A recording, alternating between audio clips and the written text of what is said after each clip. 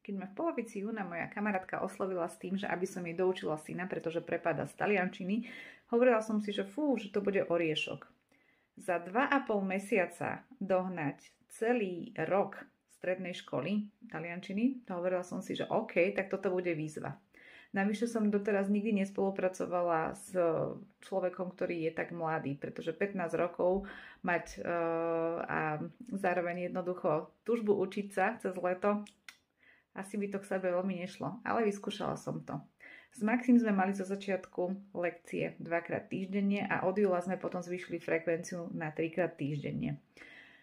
Teraz bolo 2. septembra, keď Maxi mal skúšky písomné a ústne a zvládol ich na 2.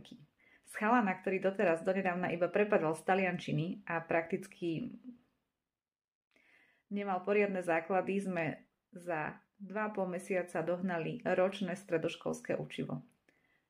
Čiže áno, všetko sa dá, len treba chcieť a treba trénovať. A Maxi vyslovene potvrdil moje pravidlo, ktoré ja stále mám, že cvík robí majstra. Takže pokiaľ máte pocit, že to s taliančinou nejde, tak skúste zvýšiť frekvenciu a prípadne nájsť si lektora, motivátora a sprievodcu v jednom, ktorý vám proste bude vyhovovať podľa vašich podmienok.